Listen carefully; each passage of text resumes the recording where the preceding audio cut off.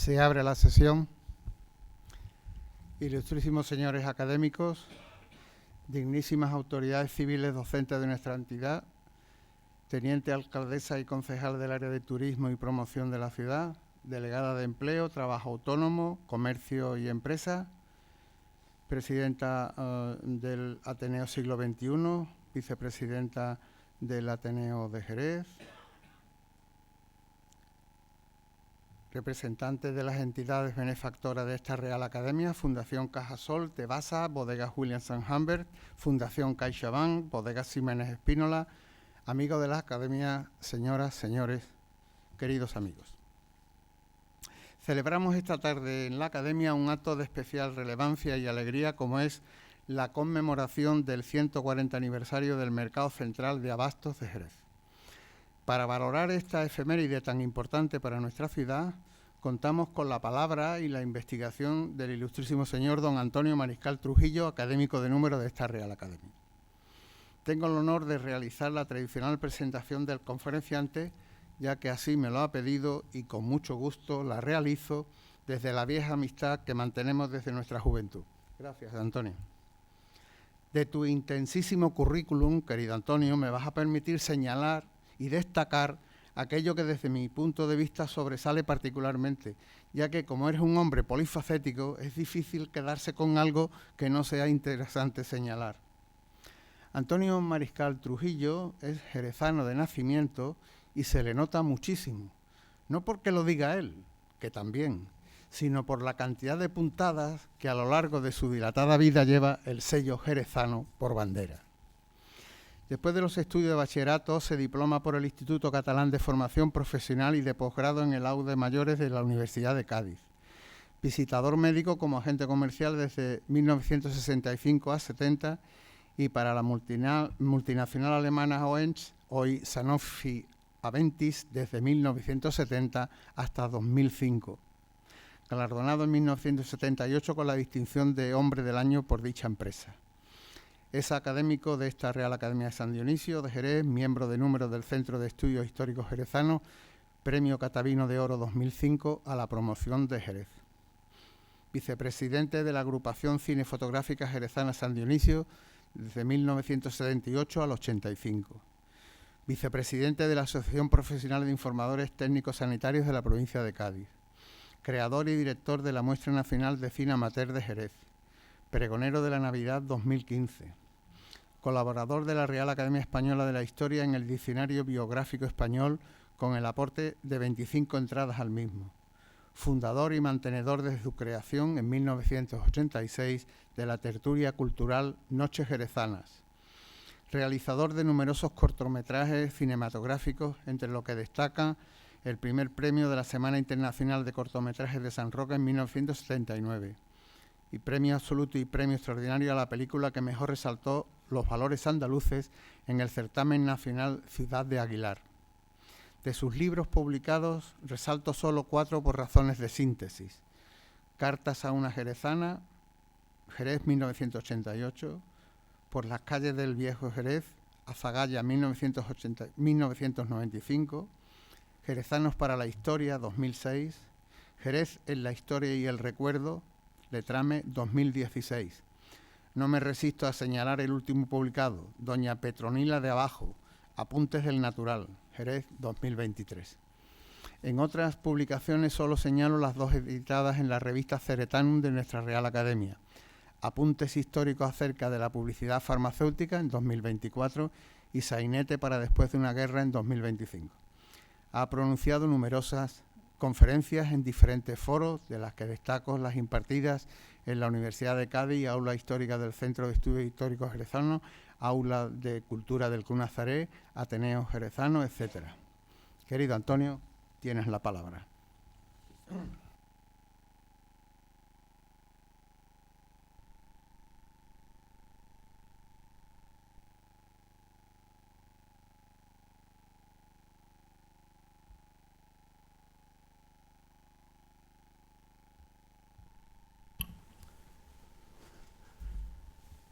Querido Juan, muchísimas gracias por tus palabras.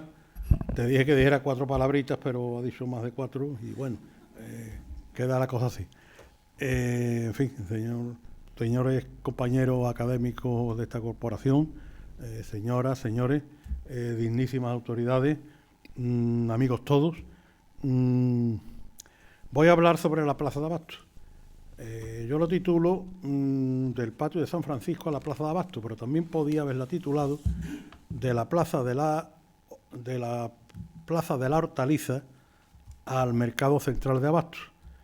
Pero me gustaba más el título del patio de San Francisco, porque es la denominación que yo siempre oí de mis mayores en lo que hoy es la Plaza Esteve, porque la plaza es la única plaza de Jerez que no tiene apellido.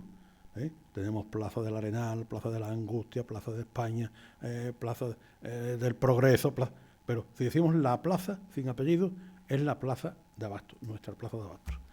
Así que voy a comenzar diciendo que Patio de San Francisco, Plaza de la Hortaliza, y con estos nombres fueron conocidos en tiempos pasados nuestra actual y céntrica Plaza Esteve. Nombre con el que se recuerda a aquel gran arquitecto municipal del siglo XIX llamado José Esteve y López, autor, entre otros muchos proyectos, de nuestra actual Plaza de Abastos. Plaza Esteve, calle Doña Blanca, Plaza de Abastos, la mejor zona para oír el latido del corazón de Jerez, sempiterno punto de encuentro con su ir y venir de gente y más gente.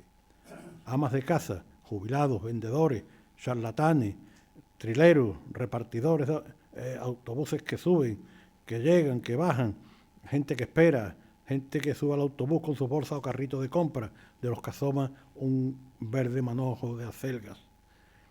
Punto de llegada o partida desde o hacia los más diversos puntos de nuestra ciudad. Tertulia, café y churros en el ambiente único y encantador, difícil de describir. Vendedoras venidas de la plazuela de Santiago, pelos recogidos y zarcillos de coral, alineadas ante la fachada del mercado para vendernos limones, ajos, perejil, hierbabuena, tagasninas, camarones o caracoles, que apiñados sobre unos tableros de madera nos evoca la horonda figura de aquella tía Juana, la del Pipa, con su bien almidonado delantal y sus manos como palmeras, rebosantes de blancos ajos y amarillos limones. Mujeres, muchas de ellas ya casi ancianas, que desde niñas han sido testigos del tiempo y sus cicatrices, tras sus mesas repletas de ajos, cebollas, verduras, silvestres o flores. Pienso que algún día habría que rendirle un homenaje de reconocimiento a estas mujeres por su incansable trabajo a la intemperie, sin faltar a su puesto, haga frío o calor, solo con la excepción de intensas lluvias. Perdón. Tomé un caramelito de menta para aclarar la voz, pero ahora se me pone todo pastoso. Y es que los catarros no perdonan, dejan la voz fastidiada durante una temporadilla.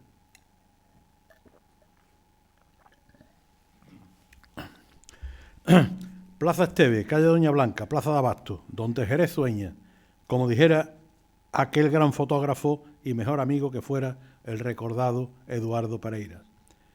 Me causó cierta preocupación hace unos años cuando supe que el ayuntamiento de entonces estaba estudiando suprimir varias paradas de autobuses de la Plaza Esteve y desplazarlas a otro lugar. Quizás no pensaron que con ello también suprimirían una parte de la afluencia de personas a este entrañable lugar. Si aquella medida hubiese sido llevada a cabo, se habrían arrancado parte de su corazón a un entrañable pedazo de Jerez. Ese Jerez de siempre, que a veces con nostalgia sentimos cómo lentamente se nos va sin remedio. Y es que por regla general los gobernantes de acá y de allá, los de antes, los de ahora, los de después, se sienten inclinados a quitar, poner, cambiar, reformar o prohibir lo que sea. Iniciativas unas a veces acertadas y otras no tanto, aunque ello no suponga una necesidad inminente, aunque falte dinero y aunque ello conlleve la transformación e incluso acabe con una ancestral forma de ser o de vivir. La imperiosa necesidad de dejar huella de su efímero paso es común a todas las corporaciones de antaño y de hogaño, llámese municipal, autonómica, nacional o transnacional. Aquí, en la Plaza Esteve, es mucha la gente mayor, incluso la de menos movilidad y escasa fuerza, la que a diario frecuenta la zona de la plaza para hacer sus compras o tomar café con churros en amena tertulia en cualquiera de los bares existentes en la zona. A no pocos de ellos les cuesta cargar con la cesta o el carro de compra desde la plaza de Abastos hasta la cercana parada de autobús de la plaza Esteves, por lo que a sus edades les supondría una limitación a veces insuperable si dichas paradas estuvieran en otro lugar más alejado. Diariamente veo subir a mi línea de autobús, que es la 4, y pienso que a las demás, a gente muy mayor, incluso de escasa movilidad.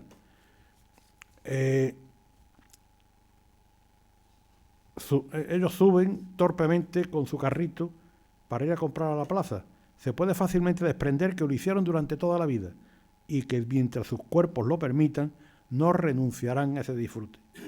Y de paso poner flores a San Judas en su altar del templo franciscano para pedirle salud, trabajo y aliento en las dificultades para ellos, sus hijos y sus nietos. Y es que la plaza y sus aledaños no solo es una zona comercial, es algo mucho más importante, cumple una indiscutible función social. Muy ligado está el templo franciscano a la plaza de Abastos, entre otras cosas por lindar con ella y por estar construida en terrenos que hasta la desamortización de Mendizábal pertenecieron a la orden franciscana. También porque actualmente su entrada principal da a una calle llamada Doña Blanca, reina de Castilla esta, que murió asesinada en 1361 dentro de los muros del Alcázar por orden de su esposo Pedro I el Cruel, a manos de un ballestero llamado Juan Pérez de Rebolledo. Por esta causa hubo gran malestar en Castilla. Cuenta la historia que en su visita a Jerez, en el año 1479, los reyes católicos ordenaron se diese entierro real a los restos de la joven reina en la capilla mayor del convento de San Francisco. En el presbiterio, en el lado del Evangelio, existe una lápida con una inscripción que traducida del latín dice así: Consagrada Cristo sumo bienhechor y todopoderoso Señor nuestro, Doña Blanca, reina de las Españas, hija de Borbón, descendiente del ínclito linaje de los reyes de Francia, fue grandemente hermosa de cuerpo y costumbre, mas prevaleciendo la manceba, fue muerta por mandato del rey Pedro I el Cruel, su marido. Año de salud de 1361, siendo ella de 25 años de edad. Pero antes de seguir, ocupemos un poco de esta calle Doña Blanca, tan íntimamente ligado a nuestra plaza de Abastos. Pues no es posible concebir la plaza de Abastos sin calle Doña Blanca, ni calle Doña Blanca sin plaza de Abastos. Calle que no siempre fue ancha y despejada, como ahora vemos, sino que hasta ya entrado el siglo XX era larga y estrecha hasta desembocar en Callébora, siendo su nombre calle de San Francisco. Esa calle de San Francisco, que es larga y serena, como dice la copla de Nochebuena. Además tiene 4 faroles. Hasta mediados del siglo XX, y junto a la plaza de Abastos se ubicaba el decimonónico bar La Vega, que por cierto fue el último de los cafés cantantes que perduraron en Jerez. Junto a este, una popular tienda de hilaturas denominada Los Madrileños. Detrás, en el lugar aproximado que ocupan los puestos de churros, se ubicó una sala cinematográfica denominada Salón Jerez. Dicha sala cinematográfica fue abierta al público el 23 de marzo de 1913, siendo por tanto la primera sala de cine cubierta de la que se tiene noticia en nuestra ciudad. Dicho local, de añorados recuerdos en nuestra niñez, se caracterizaba por exhibir mayoritariamente películas infantiles. A mediados de los años 50 del pasado siglo, el local fue expropiado y derribado, quedando durante muchos años sin urbanizar el solar resultante. Por lo que durante ese tiempo sirvió como escenario callejero a pregoneros, charlatanes, saltimbanquis, cíngaros, trileros, pedigüeños, etc. Y allí podíamos ver un día, con sorpresa, cómo se instalaba una gran carpa, son recuerdos de la niñez, bajo la cual se exhibía al público una gran ballena disecada que apestaba a perro podrido, a pescado podrido, y a la que llamaban Moby Dick. O el faquir que rompía bombillas y se las tragaba y se tragaba los cristales tras masticarlos.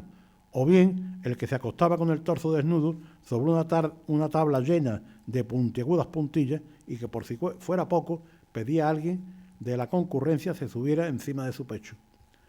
No olvidamos tampoco a aquellos poetas callejeros que desplegando un panel de viñetas lo colgaban de una farola o pared para contar con más o menos arte una lacrimosa historia con el único objeto de sacar algunas monedas y venderlas impresas en papel, vender esta historia impresa en papel a los que alrededor suya lo escuchaban. Y ahora vayamos directamente a la plaza. Como antes apuntábamos, el proyecto de construcción de la misma fue obra del arquitecto municipal José Esteve y López, levantándose en terrenos que hasta la desamortización de Mendizábal ocuparan el convento y claustro de San Francisco. Pero hagamos un poco de historia y gracias a las investigaciones del doctor Doña Nieves para su tesis de licenciatura, en la cual me honré colaborar, sobre el médico Francisco Revueltas y Montel, alcalde que fuera en la época de la Primera República, promotor bajo su mandato en la alcaldía, entre otros muchos proyectos, el de la construcción de este mercado central de abastos. Sabemos que en abril de 1873 se publica en el Guadalete la noticia de la intención para construir 2 plazas de abastos, una en la zona de San Francisco y otra en el antiguo convento de la Victoria, el lugar donde más tarde se ubicaría la Escuela de Comercio y la Escuela de Artes Aplicadas. El objeto de edificar 2 mercados en la ciudad era que se repartieran proporcionalmente en ambos puntos los artículos de subsistencia en los 2 grandes distritos en los que estaba dividida la ciudad, distrito de San Miguel y distrito de Santiago. En dicho artículo se insistía en los beneficios que este y otros proyectos tendrían para la población. Entre dichos beneficios destacaban la creación de puestos de trabajo, paliando así en lo posible las necesidades de la clase obrera. El problema surge cuando, a causa de las arcas de aquel primer ayuntamiento republicano, estaban medio vacías, careciendo por tanto de presupuesto. Para solventar dicha adversidad, el doctor Revueltas confió plenamente en el aporte de fondos por parte de particulares, dado que dicha medida era para el engrandecimiento de la población. El proyecto fue aprobado por el Ayuntamiento el 18 de abril de 1873 y así el 29 de junio de ese mismo año, domingo, a las 2:30 de la tarde, en un acto solemne presidido por el alcalde, se colocaba solemnemente la primera piedra de lo que sería el mercado central de abastos, aunque debido a diversas circunstancias, sobre todo las económicas, el proyecto no se pudo concluir hasta 12 años más tarde. Según refiere el diario El Guadalete, el doctor Revueltas y Montel pronunció un discurso en el que se congratulaba fuese el ayuntamiento republicano por él presidido quien le cupiese la gloria de llevar a cabo un proyecto tan deseado. Concluía su intervención parafraseando al que fuera presidente de la Primera República, el gaditano Emilio Castelar, diciendo: si no hemos cumplido cual deseamos, que Dios nos perdone y el pueblo nos olvide. A continuación, él y el arquitecto Esteve y otras personalidades procedieron a colocar la primera piedra. Debajo de la misma se puso una caja de plomo que contenía el acta de la sesión en la que se acordó la construcción de este mercado, un pliego con la firma de todos los concurrentes, así como 3 ejemplares de los periódicos de la localidad, como eran el Guadalete, el Porvenir y la Opinión. Además de aquel mercado de abastos, el alcalde se proponía efectuar otras iniciativas, tales como la construcción de una ronda, reedificar la casa del corregidor para instalar allí la casa cuna y también crear varias escuelas públicas, así como un nuevo cementerio. Claro que para todo eso se necesitaba dinero y las arcas municipales, como siempre, como ahora y como será siempre, nunca ha gozado nuestro ayuntamiento de unas arcas bien saneadas. Entonces, aquello pues quedó totalmente vacía. En principio se pensó que estas iniciativas, como eran para el bienestar de la población, sobre todo entre las clases jornaleras, que serían quienes ejecutarían las obras, evitando así agitaciones políticas a las que se hallaba propenso todo hombre que necesite trabajo para llevar el sustento a su familia. Pero se equivocó. Ninguna iniciativa particular surgió, a pesar de que ya en aquella época la industria del vino comenzaba a tener un gran auge. Y como el presupuesto municipal no permitía la financiación de ninguna de estas obras, decidió la creación de un empréstito, para lo cual emitió 3.000 acciones al portador de 1.000 reales de vellón cada una, en la confianza del éxito de esta medida, habida cuenta de su finalidad, pero se equivocó de nuevo, y aquella emisión fue un auténtico fracaso y la respuesta fue nula.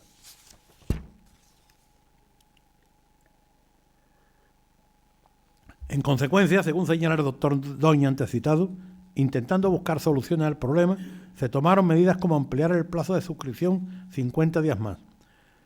Si a pesar de ello no se cubría el empréstito, crear una junta formada por representantes del municipio y suscriptores que controlara los ingresos habidos y su aplicación.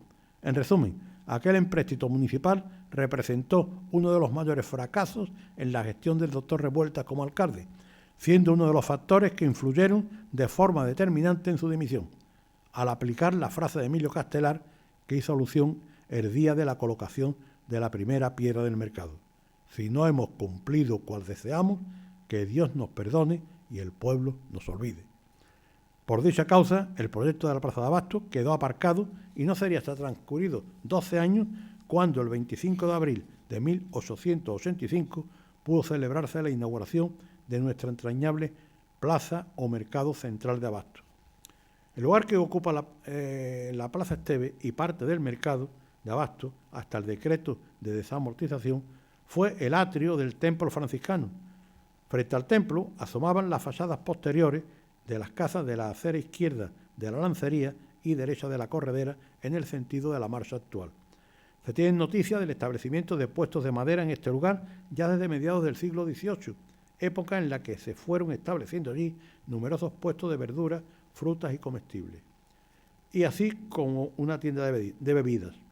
En su centro había un brocal o pozo y en uno de sus ángulos un urinario. Según las crónicas, pudo haber hasta un centenar de puestos efímeros que allí se colocaban cada día. Tanto es así que al patio de San Francisco se le llevó a conocer como Plaza de la Hortaliza. Muchos de los puestos que allí se instalaron venían trasladados desde sus anteriores emplazamientos en las plazas del Arenal, Platero y San Dionisio. En tiempos lejanos fue la collación de San Mateo, lugar de mercado. De hecho, la plaza principal de dicha collación toma el nombre de mercado. El mismo terminó por desaparecer a causa de la despoblación de parte de aquellos barrios, cuando manzanas enteras perecieron bajo la piqueta para dejar paso a la construcción de grandes naves bodegueras, como por ejemplo la de Domecq y otras.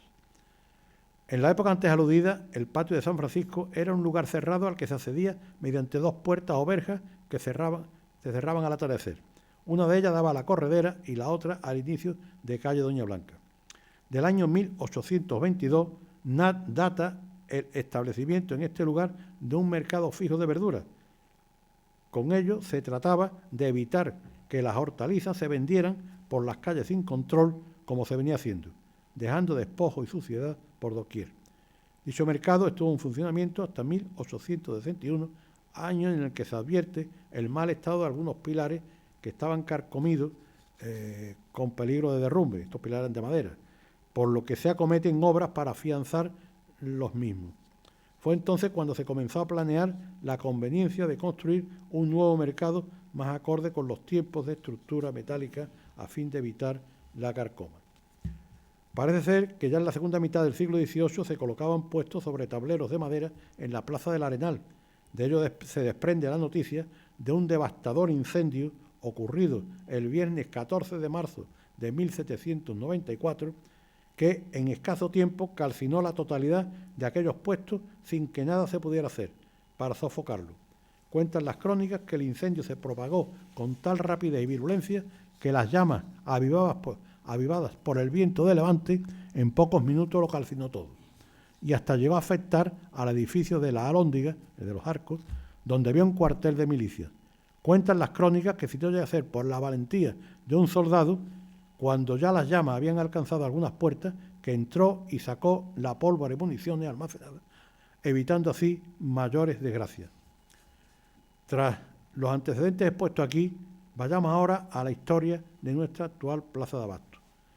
Tras las muchas vicisitudes, como antes hemos podido ver, por fin en 1880 se pudo comenzar la edificación del actual Mercado Central de Abastos, bajo la dirección del arquitecto municipal José Esteve y López, antes mencionado, y con la inspección de su hijo, el joven arquitecto Luis Esteve y Fernández Caballero, siendo el constructor Manuel Solís Martínez. Para su edificación se empleó un armazón de hierro realizado en Bélgica, en los talleres de Josep París, empleándose sillería y ladrillos para los muros, hierro para su armadura y teja plana vidriada para su cubierta. Con una superficie de 3.228 metros cuadrados, ocupaba un rectángulo de 80,30 por 40,20 metros y se levantó sobre los terrenos del anterior mercado al aire libre y parte de lo que fue claustro de San Francisco, que estaba abandonado y en estado ruinoso. En el proyecto se incluía un amplio sótano de 3 naves para conservar alimentos y mercancías con 18 almacenes. Al mercado se le dotó de 3 puertas en su fachada principal y 2 laterales. De estas últimas, una de ellas daba a calle Doña Blanca y la otra a un lateral del templo de San Francisco. Con respecto a los puestos, los de hortaliza eran 80, los de carne 30, todo esto con una superficie de 2,50 por 2,50. Contaba también con 2 almacenes para el despacho de comestibles, 2 lecherías, 2 de pan, un despacho para la carne de toro, 8 mesas de mármol para la venta de despojos y otras 28 mesas también de mármol para las pescaderías, así como 18 puestos para volatería. Por último, en la zona exterior, entre este edificio y el muro de la iglesia, instalaron 14 pequeños puestos para la venta de flores, quincallería y otros. En total, este flamante mercado de abastos contaba con 183 puestos. Tanto las naves como el sótano y pabellones contaban con alumbrado de gas y no faltaban bocas de riego para limpieza y sobre todo para casos de incendios previstas con el material necesario. En cuanto al capítulo arquitectónico del nuevo mercado, hemos de reseñar en primer lugar que la planta como edificio unitario era una combinación de 2 modelos comerciales, galería y pabellón, en un planteamiento poco habitual en forma de H. Después lo veremos en unas diapositivas cuando proyectaré al final. Un edificio abierto que posibilitaba la ventilación de cada una de las galerías y al mismo tiempo en los espacios abiertos que conformaban los brazos de la H se ubicaban separados del perímetro sendos pabellones de hierro y vidrio. Por otra parte, las galerías se construyen con sólidos muros pétreos que actúan de cerramiento y soporte de la cubierta. Sin embargo, los pabellones, o sea, las partes centrales de la H, son de estructura metálica, de esbeltos pilares atados por arquillos cuyos cerramientos, a modo de invernadero, en parte de vidrio, a fin de dejar entrar la luz. Así lo podemos observar en fotografías antiguas. En las mismas también podemos ver unas lonas que los tapan, suponemos que en verano, para proteger el interior de los implacables rayos solares.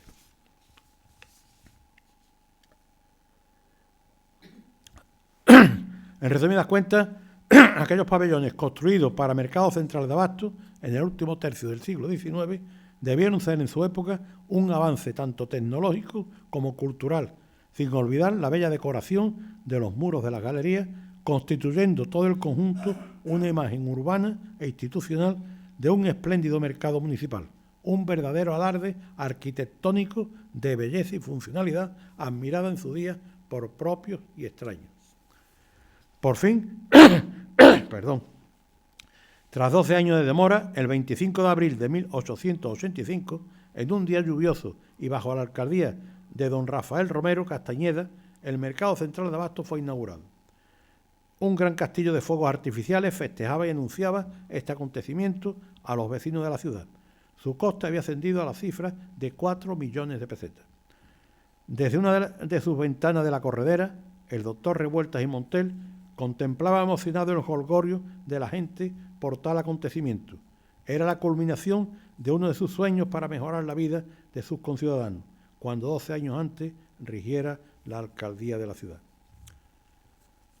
Un editorial publicado en el Guadalete el mismo día de la inauguración decía: una fiesta pacífica y patriótica celebra el pueblo de Jerez, un grandioso edificio que se destina a mercado central de abastos, será hoy bendecido, ceremonia doblemente solemne, porque en ella se confunde con aquel sentimiento de santa veneración que nos impulsa a buscar el amparo del cielo de toda obra humana, la noble satisfacción de ver levantado un glorioso monumento que perpetúe el recuerdo de lo que Jerez puede y vale. Al día siguiente, en ese mismo periódico de Guadalete, aparece publicado esta estrofa, cuyo autor era el eminente ingeniero agrónomo Gumercindo Fernández de la Rosa, famoso en aquella época, fue uno de los que de los ingenieros agrónomos que más investigaron sobre la filocera y que evitó que aquella plaga en Jerez llegase a más. Gumercito Fernández de la Roza escribía: el que hoy en júbilo inaugura magnífico edificio, nuevo timbre de honor con que fulgura el nombre jerezano y con que acude ufano a su mayor decoro y su servicio. Alma, ciudad, tus galas acrecienta esta plaza de abasto, que el patriotismo ingente representa, con que escriben tus hijos en trabajos prolijos una brillante página en tus fastos. Obra grata en el ánimo, que el ánimo enaltece y deleita la vista. A la mente admirada nos ofrece la lucha de titanes que con que humanos afanes realiza del progreso la conquista. Desde el que corta de la fragosa sierra los pinos giganteos, el que arranca a los senos de la tierra el hierro y el granito, el que por infinito modos los apercibe en sus empleos, hasta el genio supremo que los funde en eximias bellezas y espíritu del arte la infunde, que los una y anime en fábrica sublime. ¡Qué historia de combates y grandeza! Como dato curioso de reseñar que días después de su inauguración se estableció en las instalaciones del mercado una especie de tómbola benéfica en la que se rifaban plantas, flores y diversos objetos que personas de forma altruista donaban para los sorteos que a diario tenían lugar. Aquella iniciativa, además de favorecer a las clases necesitadas, daba al mercado un ambiente festivo, sobre todo el domingo cuando se sorteaban los regalos estrellas, como por ejemplo 2 jarrones de porcelana y bronce donados por Su Majestad la Reina María Cristina. En este sentido, hemos de decir que el domingo en el que se clausuraba la tómbola, el regalo estrella fue nada más y nada menos que una becerra viva. Un artículo en el citado periódico El Guadalete decía, entre otras cosas: el objeto piadoso de la rifa es además el más digno de los estímulos para cuantos contribuyen a que alcance un completo éxito. 7 décadas después, 70 años después, una iniciativa similar a esta, con destino a personas necesitadas, tenía lugar en una de las casetas de mampostería existentes en el Real de la Feria del Parque González Ontoria, tanto en la Feria de Mayo como en la de septiembre. Era la tómbola de la Asociación Jerezana de Caridad, que muchos recordarán, la cual coordinaba el inolvidable párroco de San Dionisio, don Luis Bellido, que por cierto, mañana se estrena en Villa Marta una película con su vida. No creo que está todo el papel vendido, las 1.200 entradas, pero bueno, sepan ustedes que mañana podemos, 1.200 personas se van a recrear en la vida de este benemérito cura, que además, entre otras cosas, fue el mejor amigo de mi padre. Bueno, en este caso, el regalo estrella a sortear, el último día de feria, no era una becerra, sino nada menos que una moto Vespa. Ahora avancemos en el tiempo. Las primeras de las grandes transformaciones que sufrió la plaza lo fue a finales de los años 50 del pasado siglo XX, cuando fue desmontada la parte que daba a la Plaza Esteve, popularmente conocida como la Gandinga o Mondonguería. Zona esta destinada a la venta de aves, tripas y despojos, y para allí levantar un edificio modernista en el que se ubicarían las dependencias del Instituto Nacional de Colonización y de la Magistratura del Trabajo.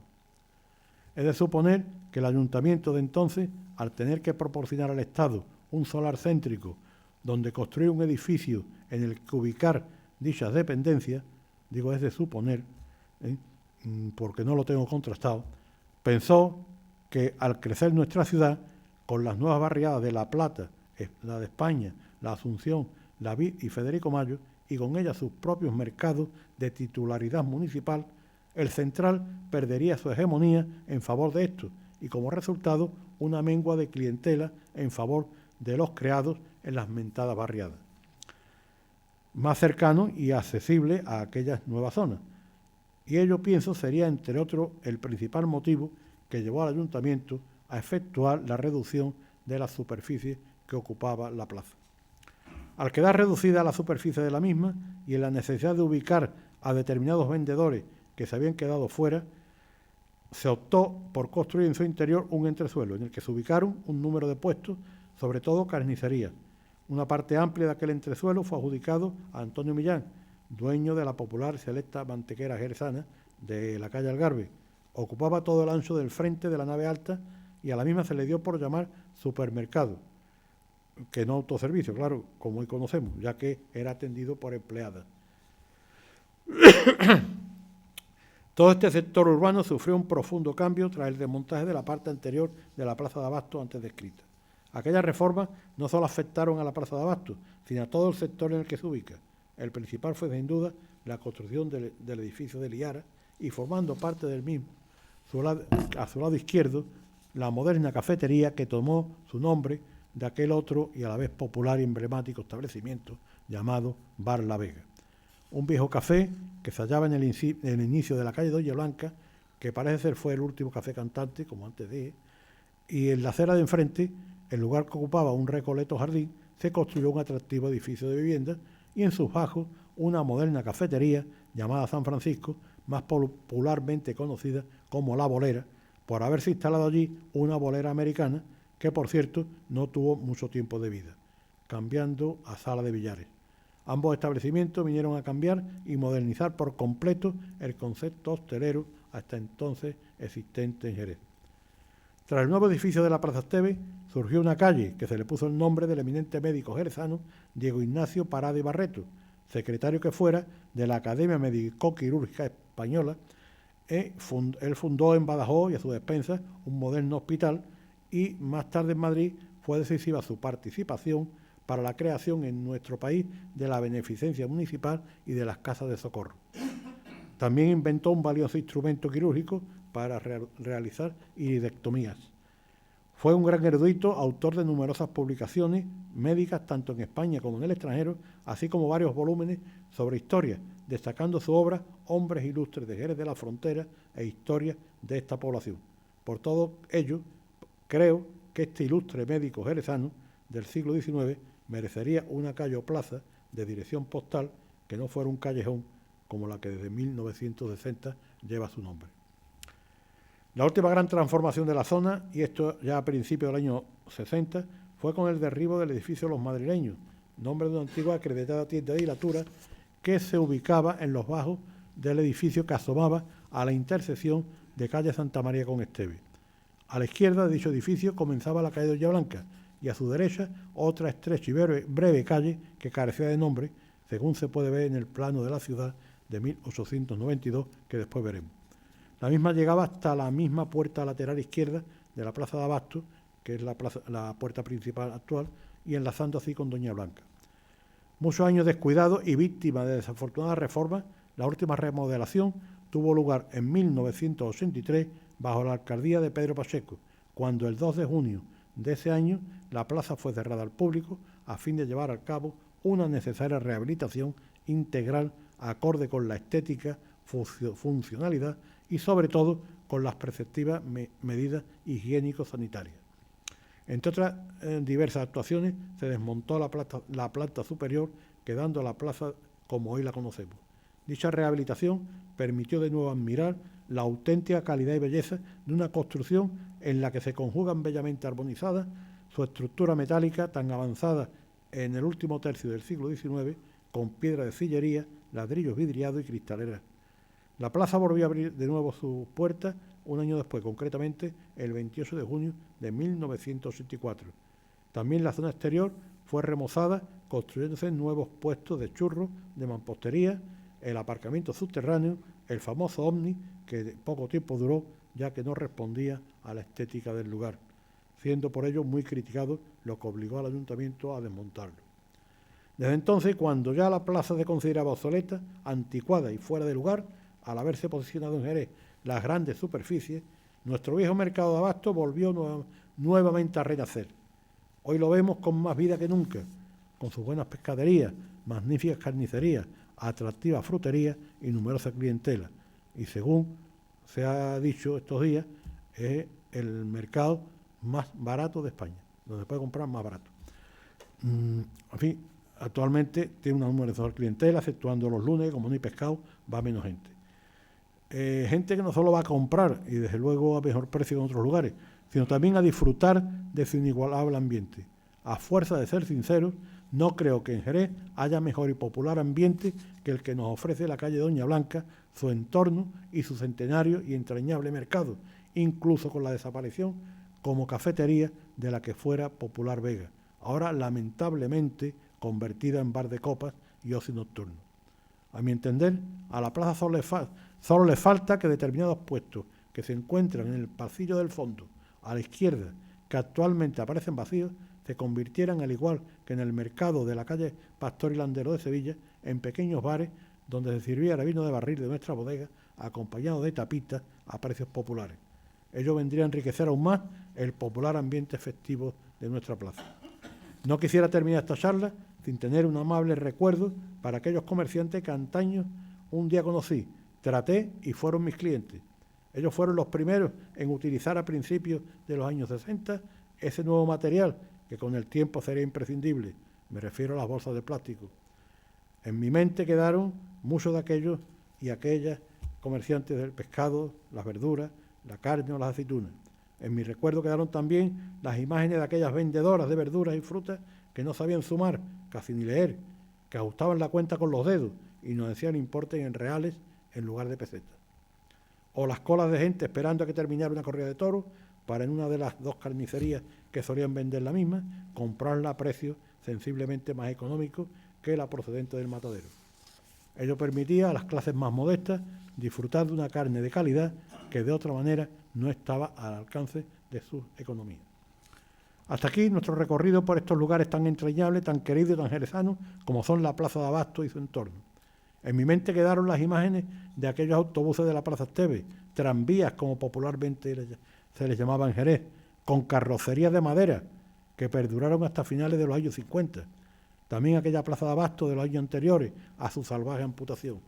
O aquel interminable desfile, calle Franco, Plaza Platero, Algarve, Porvera o Medina, arriba y abajo, de mujeres portando sus cestas de palma con la compra diaria. No había entonces frigoríficos ni congeladores, pero sí en cambio poco dinero. Y ello obligaba a la mayoría de la gente a comprar lo justo para poner la mesa ese día que mañana Dios dirá. Y termino parafraseando un popular dicho que reza así: jerezanitos somos y en la plaza nos veremos. Muchas gracias.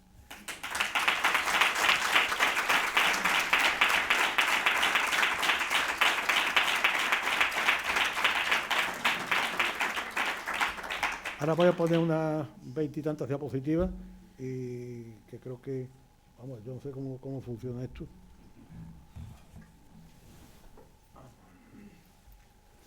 Yo el mío sí sé cómo funciona, esto no lo sé. Hay que bajar la pantalla, ¿no? Sí. Ah, bien.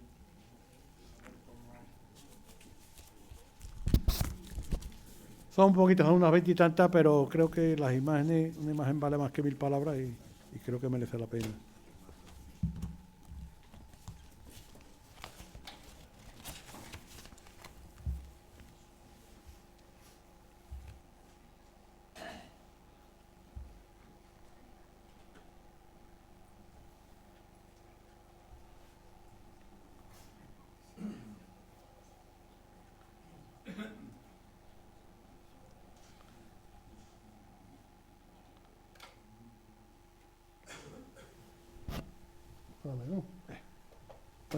Bueno, esta es la plaza actualmente, la calle Doña Blanca actualmente.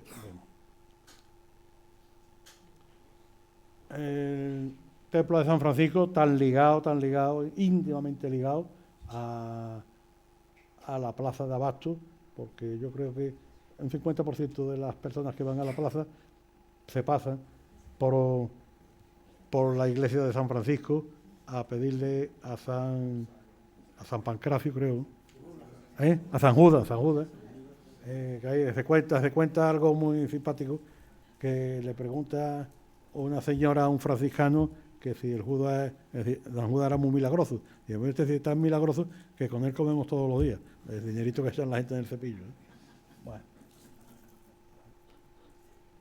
Bueno, este es un primer proyecto de hacer un nuevo mercado, y está fechado en el año 1867. Se pretende hacer un nuevo mercado de abasto, un teatro y un circo. Un circo es una plaza de toros. Y aquí tenemos el patio de San Francisco, antes de que, cuando se llamaba Plaza de la Hortaliza, ahí tenemos al fondo las casas que dan a la parte posterior de la corredera y a la derecha las que dan la parte posterior de las casas que dan a la lancería.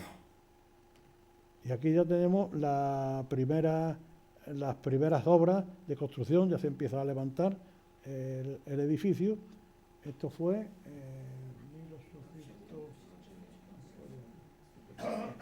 1800. Continúan las obras, la plaza sigue levantándose. Este es el menú que se dio el Ágape con motivo de la inauguración de la plaza. Como pueden ver ahí al lado, este es la invitación de don Gubercito Fernández de la Rosa, que antes citamos, el ingeniero agrónomo, creador de la Granja Escuela Agrícola de Jerez. Una vista antes preciosa de la fachada principal, la que daba a la Plaza Esteve, antes de su partición.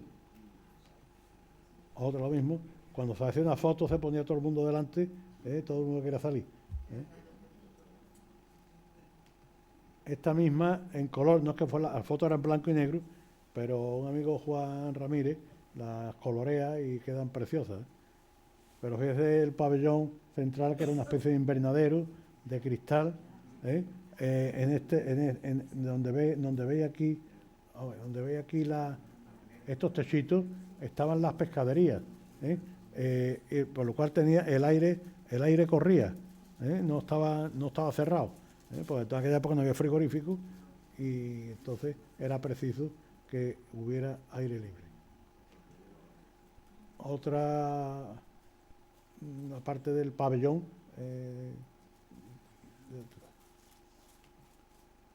y esta también es muy interesante, no tiene muy buena calidad, pero ahí vemos el jardín que había delante de la plaza, donde hoy está el edificio de la cafetería San Francisco. A la derecha calle San Francisco y a la izquierda vemos aquí estrechita la calle Doña Blanca. Y esto es un dibujo a plumilla muy bonito de mi amiga Angelina Soto. Este dibujo es de 1926.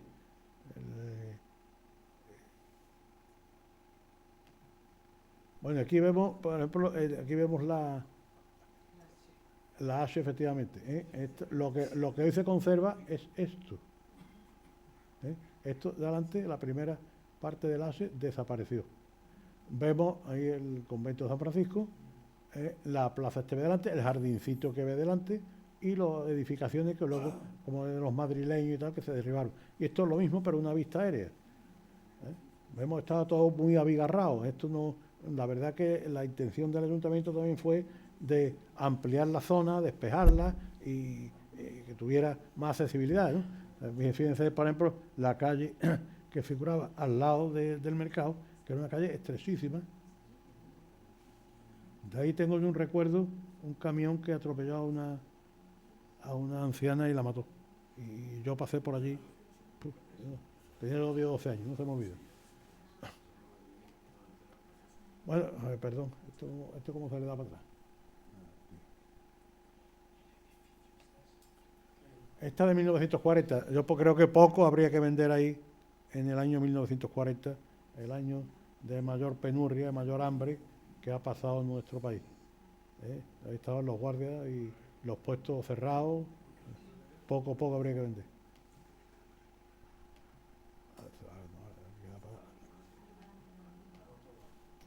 Ahora sí. Otra visión de la parte frontal de la plaza. Aquí vemos aquellos tranvías de madera y al fondo vemos el bar La Vega, casi pegadito. Este bar, cuando se derribó este edificio, pasó al edificio grande que ahora se está restaurando, que hace esquina con calle Mesones, que fue el que conocimos nosotros como bar La Vega, por lo menos lo de mi generación. Este es el autobús.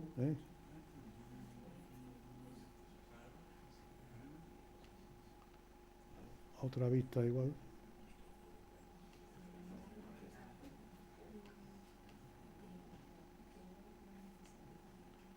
Y aquí veo... Yo mi ordenador lo manejo mejor que este. Aquí vemos, por ejemplo, ya la plaza estaba ya un poquito deteriorada. Llegó un momento que la conocimos, los que ya tenemos cierta edad, un poco abandonada, sucia. Aquí esto es unos trapos que le ponen ahí, como ahí había cristales, pues para proteger del sol, lo cual quedaba antiestético. Esta es la parte, digamos, posterior del H, la que da la parte trasera.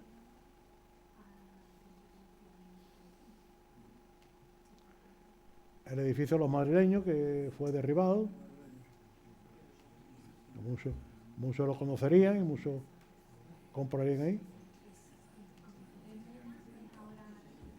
Y ya llegaron los nuevos tiempos, ya empezaron a poner los parquímetros, se le echaban moneditas para aparcar, y ya fueron otros tipos. Y ya nuestra moderna Plaza de Abastos, que ahora mismo es una preciosidad, de calidad, de limpieza, de ambiente, prácticamente de todo. Así que muchísimas gracias por vuestra atención.